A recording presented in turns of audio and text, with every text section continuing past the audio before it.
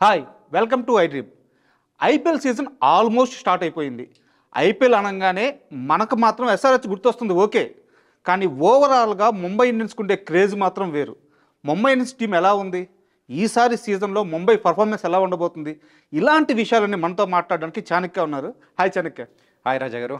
మనం ఇదివరకు ఎస్ఆర్హెచ్ గురించి మాట్లాడుకున్నాం, ఇప్పుడు ముంబై టీం మాత్రం పేపర్ మీద చాలా బలంగా కనిపిస్తుంది. వాళ్ళ పేర్లు వింటేనే ప్రత్యర్థులకు భయం పుట్టే విధంగా ఉన్నారు వాళ్ళు.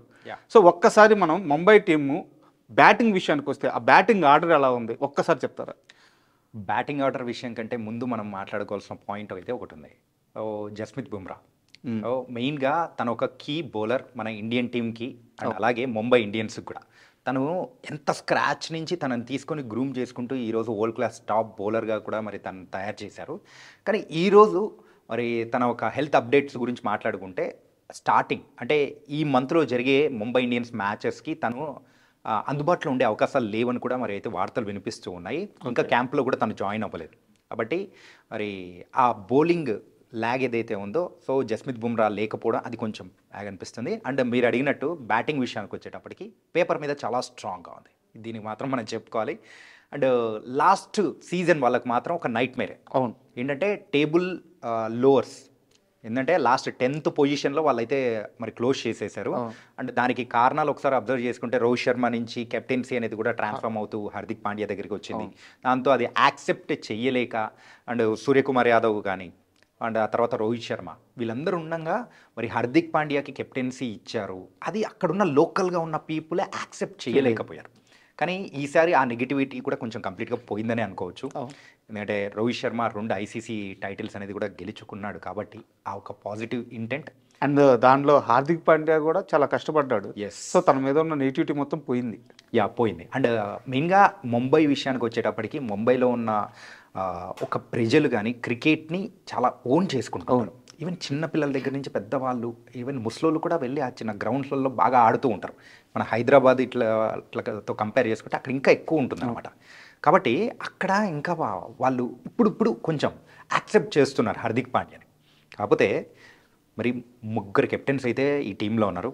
ఒకటైతే మన ఇండియన్ టీం T20 కెప్టెన్ అయిన సూర్యకుమార్ యాదవ్ ఉన్నాడు, మరి రోహిత్ శర్మ, అండ్ ఇప్పుడు ఐపీఎల్ కెప్టెన్ అయిన హార్దిక్ పాండ్యా. 3 ఉన్నారు కాబట్టి ఆ విషయంలో మాత్రం కొంచెం చెప్పుకోవాలి. అండ్ బ్యాటింగ్ విషయానికి వచ్చేటప్పటికి రోహిత్ శర్మ, తిలక్ వర్మ కానీ, అండ్ రీసెంట్గా జరిగిన మరి ఆ వేలంపాట్లో మరి ఆర్సీబీ నుంచి తీసుకున్న విల్ జాక్స్.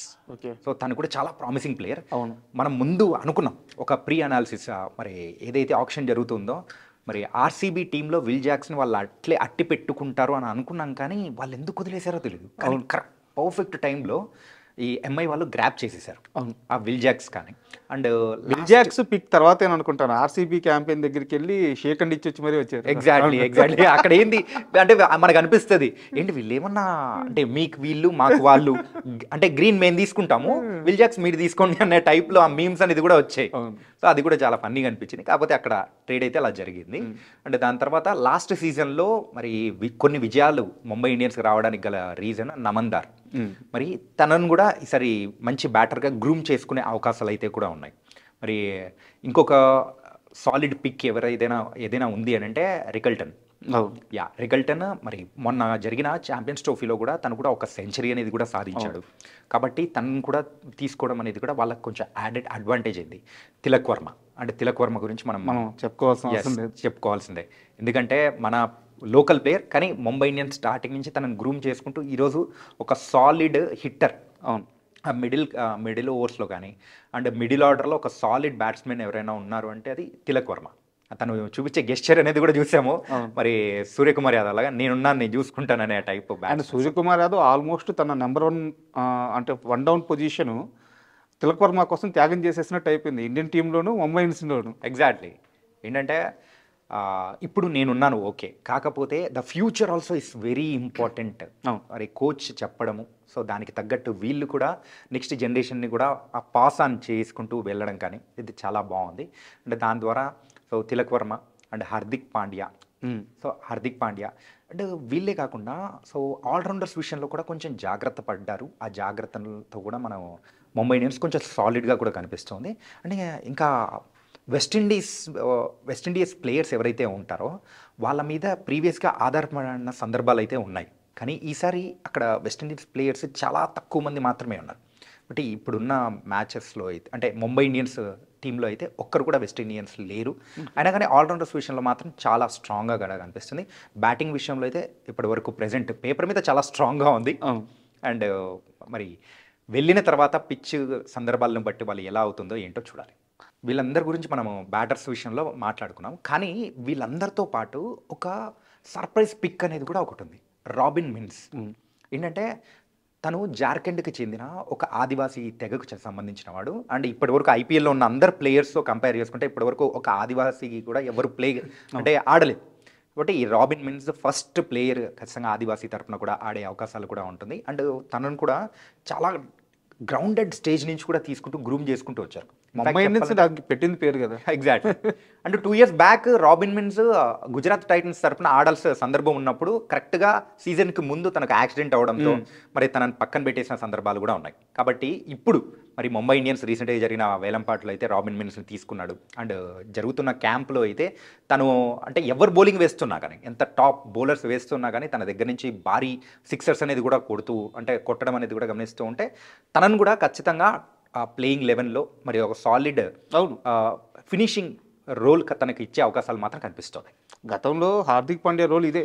ఎగ్జాక్ట్లీ. తను ముంబై ఇండియన్స్ క్యాంపెయిన్లోకి ఎంటర్ అయినప్పుడు 6th డౌను 7th డౌన్లో వచ్చి ఆ మ్యాచ్ని ఫినిష్ చేసేదాన్ని అలవాటు చేసుకుని అక్కడి నుంచి తను గ్రోప్ అయ్యాడు అనమాట. రైట్. సో ఇప్పుడు రాబిన్ మిన్స్ కూడా ఆ విధంగా వాడుకునే ఛాన్స్ ఉంది. అండ్ బౌలింగ్ విషయానికి వస్తే చాణక్య, బౌలింగ్ విషయంలో అయితే మనము ఫస్ట్ మనందరికీ గుర్తొచ్చేది ముంబై ఇండియన్స్ అంటే ఎవరిని అడిగినా కానీ ఫస్ట్ జస్మిత్ బుమ్రా పేరు గుర్తొస్తుంది.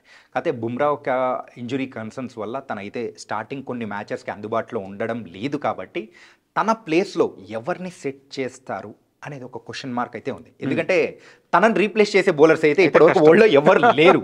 ఎంతో పెద్ద పెద్ద దిగ్గజాలే వాళ్ళందరూ కూడా చెప్పారు. So is a world class top bowler, తనని మించే వాళ్ళు ఎవరు లేరు అన్నట్టు.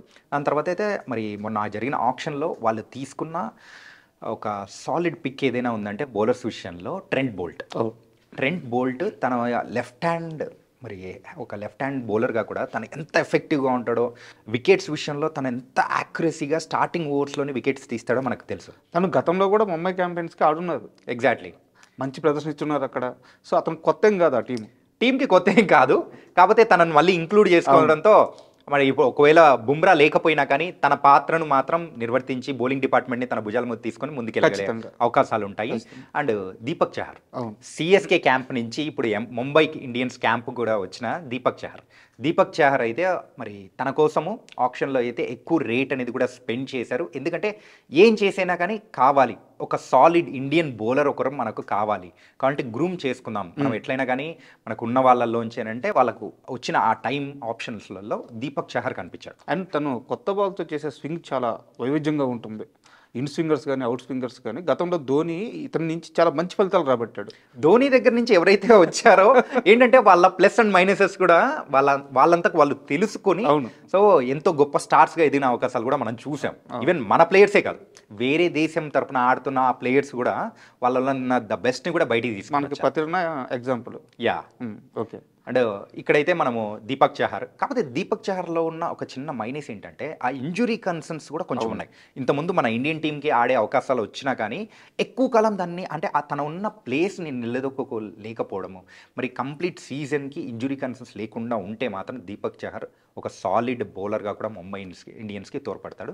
అండ్ టాప్ లైన్ తీసుకున్నారనమాట, మరి ఇంగ్లాండ్ బౌలర్ టాప్ లైన్ తీసుకున్నారు. అలాగే ఒక బాష్ అని చెప్పేసి ఇంకొక బౌలర్ని కూడా తీసుకున్నారు. తనైతే డొమెస్టిక్ క్రికెట్ తరఫున ఆడుతూ ఉంటాడు, తనని తీసుకున్నారు. అండ్ వీళ్ళందరితో పాటు మరి మీరు ఇందాక చెప్పారు ఏంటంటే ముంబై ఇండియన్స్ ఏంటంటే ఒక గ్రౌండెడ్ లెవెల్లో ఉన్న టాలెంట్ని గ్రూమ్ చేసుకుంటూ మెయిన్గా వాళ్ళని టాప్ బౌలర్స్గా నిలబెడతారని. అందులో 2 బౌలర్స్ గురించి మనం ప్రత్యేకంగా మాట్లాడుకోవాలి. అందులో ఒకరైతే అశ్వానీ కుమార్ అని చెప్పేసి. ఓకే. సో తనైతే లెఫ్ట్ హ్యాండ్ బౌలర్. సో తన దగ్గర నుంచి కూడా మంచి ఫలితాలు రాబట్టచ్చు. సో తనను కూడా ఎందుకంటే గ్రూమ్ చేసే అవకాశాలు ఉన్నాయి కాబట్టి తనను కూడా ఒక సర్ప్రైజ్ పిక్ అనేది కూడా చేసుకున్నారు. అంటే తనలో ఉన్న పొటెన్షియల్ని ఆల్రెడీ ముంబై ఇండియన్స్ మరి ఆ టీం ఏదైతే ఉందో ఆ మేనేజ్మెంట్ వాళ్ళు గుర్తించారు, అందుకే వాళ్ళు పిక్ చేసుకున్నారు. అండ్ ఫ్యూచర్ మరి ఒక ఫ్యూచర్ మన ఇండియన్ టీంకి ఒక సాలిడ్ బౌలర్గా దొరికే అవకాశాలు కూడా ఉంటాయి. అండ్ అలాగే మన వైజాగ్కి చెందిన మన ఆంధ్ర ప్లేయర్ ఎవరైతే ఉన్నారో మరి సత్యనారాయణ రాజు, సత్యనారాయణ రాజు కూడా తను బౌలింగ్ కూడా చాలా బాగుంటుంది. ఏంటంటే మన జరిగిన ఏపీఎల్ ఆంధ్ర ప్రీమియర్ లీగ్లో కూడా మంచి వికెట్స్ అనేది కూడా తీశాడు. తన మీద నమ్మకం అనేది కూడా పెట్టుకున్నారు కాబట్టి ముంబై ఇండియన్స్ సత్యనారాయణ రాజును కూడా ఒక 75 లక్షలకు పిక్ చేసుకున్నారు. అండ్ దాని తగ్గట్టు ఇప్పుడు తనని కూడా ప్లేయింగ్ లెవెన్లో అవకాశాలు ఉంటుందో లేదో తెలియదు, కానీ ఒకవేళ బుమ్రా ఆడని టైంలలో సో వీళ్ళిద్దరిలో ఎవరో ఒకరిని మరి ఆడించే అవకాశాలు మాత్రం ఉంటాయి. అండ్ మీరు చెప్పిన లెక్క ప్రకారం ముంబై ఇండియన్స్ బౌలింగ్ బుమ్రా లేకపోయినా కాస్త బలంగానే ఉంది. ఇక వీళ్ళందరికీ బుమ్రా కానీ తోడైతే చాలా కష్టం ఆపడం. ఎగ్జాక్ట్లీ. అండ్ ఇప్పుడు మనం ఫైనల్గా ఒక్కసారి ప్లేయింగ్ 11 చూసుకుందాం. ప్లేయింగ్ 11 అయితే స్టార్టింగ్ ఓపెనర్స్గా అయితే రోహిత్ శర్మతో పాటు విల్ జాక్స్. ఒకవేళ విల్ జాక్స్ని వాళ్ళు ట్రై చేయకూడదు అని అనుకుంటే రికల్టన్కి వెళ్ళే అవకాశం ఉంటుంది. వాళ్ళిద్దరు ఆ 2 వాటిలలో ఆ ఆప్షన్కి వెళ్ళిపోతున్నారు. అండ్ థర్డ్ పొజిషన్కి అయితే మనం అనుకున్నట్టుగానే తిలక్ వర్మ, ఖచ్చితంగా తిలక్ వర్మ థర్డ్ 1 డౌన్ పొజిషన్కి వచ్చేస్తూ ఉంటాడు. దెన్ లేటర్ మరి 4th పొజిషన్కి అయితే మరి T20 కెప్టెన్ మన ఇండియన్ టీంకి సూర్యకుమార్ యాదవ్. ఇక్కడ కాదు, ఎస్ అది మనం గుర్తుపెట్టుకోవాలి. సో నేనున్నా అని చెప్పేసి సో అక్కడి నుంచి మిడిల్ ఆర్డర్ స్టార్టింగ్లో సూర్యకుమార్ యాదవ్తో మొదలు పెట్టుకుంటే దెన్ లేటర్ నమందార్ వచ్చే అవకాశాలు ఉంటుంది. నమందార్ తర్వాత then captain Hardik Pandya middle ఆర్డర్లో ఎంత సాలిడ్ ప్లేయరో మనందరికీ తెలుసు. అండ్ ఒకవేళ సిచ్యువేషన్స్కి తగ్గట్టు నమందార్ పొజిషన్ హార్దిక్ పాండ్యా తీసుకొని ఆ 2 చేంజెస్ ఖచ్చితంగా ఉండే అవకాశాలు ఉంటాయి.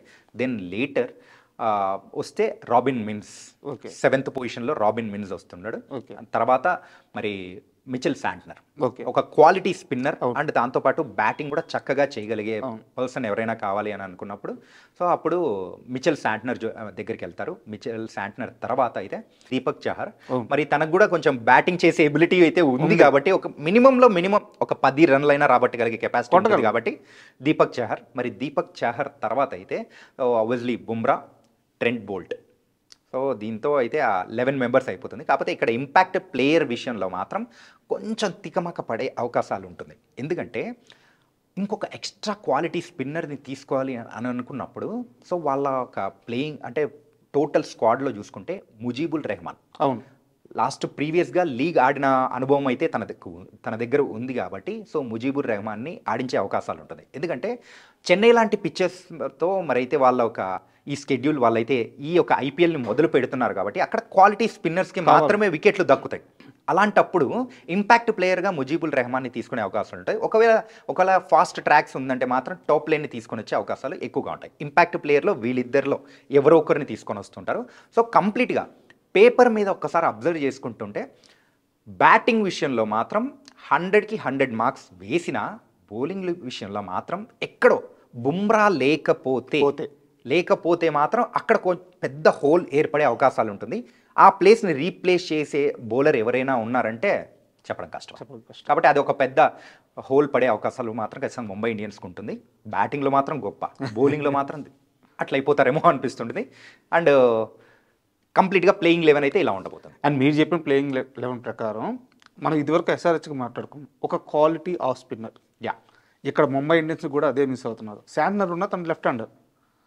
సో మీరు చెప్పి ఇప్పుడు ఢిల్లీ కానీ చెన్నై కానీ ఇలాంటి పిచ్లు మనం తీసుకున్నట్టయితే ఆఫ్ స్పిన్నర్స్ మాత్రమే రన్స్ కట్టడి చేయగలరు. వికెట్లు పడతాయా లేదా తర్వాత సంగతి. లెగ్ స్పిన్నర్స్కి వికెట్లు పడవచ్చు, బట్ రన్స్ అనేది కొంచెం ఎక్కువ వచ్చేస్తాయి లెగ్ స్పిన్నర్స్ విషయంలో.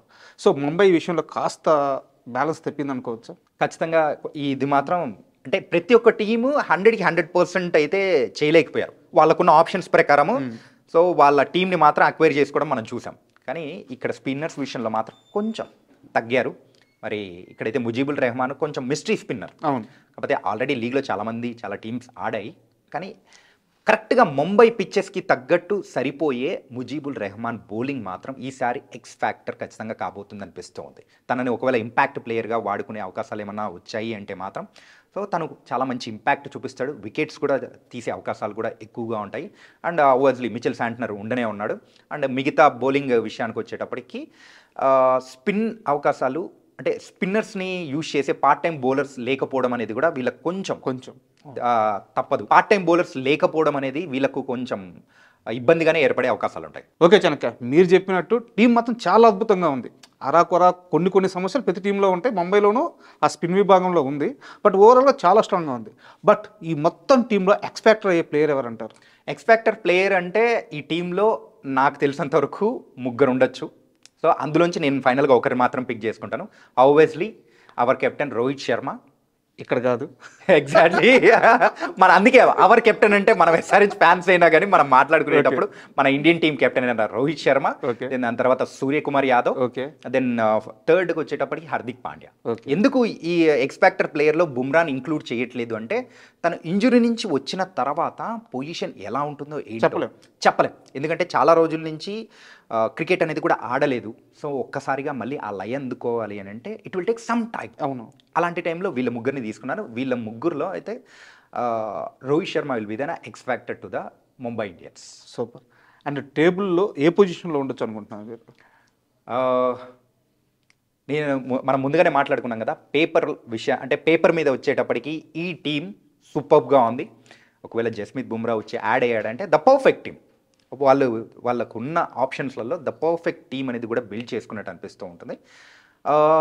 లాస్ట్ ఇయర్ 2024లో వాళ్ళైతే టేబుల్ లోవర్స్ అంటే లాస్ట్ పొజిషన్గా వాళ్ళైతే అపియర్ అయ్యారు కాబట్టి ఈసారి అలాంటి అవకాశాలు ఉండకపోవచ్చు. దరిదాపులో మరి ఆ ప్లే ఆఫ్స్కి వచ్చే అవకాశాలు 50-50 ఛాన్సెస్ అయితే ఉన్నాయి. సూపర్. అండ్ ఒకవేళ ముంబై కప్పు గెలసద్ది అనుకుంటే వాళ్ళ కాంపిటేటర్గా ఏ టీం అనుకుంటున్నారు? ఇది కొంచెం చెప్పడం కష్టం. ఏంటంటే అన్ని టీమ్స్ అలాగే ఉన్నాయి. ఏంటంటే ఆఫ్టర్ ఆప్షన్ సో వాళ్ళ టీం కాంపోజిషన్ ఎవరితో ఏంటి అని సెట్ అవుతుంది అని చెప్పడం అనేది కూడా చాలా కష్టంగా ఉంది. ఇప్పుడు మనం పిక్ చేసుకున్న పేపర్ మీద చాలా బాగున్న ముంబై ఇండియన్స్, కానీ ఒక్కసారి ఫీల్డ్లోకి అడుగు పెట్టిన తర్వాత చెప్పలేం. ఇంకా మనకు అంటే వీళ్ళు భయపడాల్సిన కన్సర్న్ ఏదైనా ఉంది అని అంటే సూర్యకుమార్ యాదవ్ ఫామ్ అనేది కూడా కొంచెం వాళ్ళని కలవర పెడుతుంది. సో తనను కూడా తన దగ్గర నుంచి రీసెంట్ టైమ్స్లో మంచి నాక్స్ ఏది రాలేదు కాబట్టి అది కూడా కొంచెం కలవరపెట్టే అవకాశాలు ఉన్నాయి. కాబట్టి నేను అందుకే ఆ ప్లే ఆఫ్స్ వరకు వెళ్ళే అవకాశాలు ఉంటాయి, కానీ ఆ తర్వాత దేవుడి దయ అనుకోవాలి.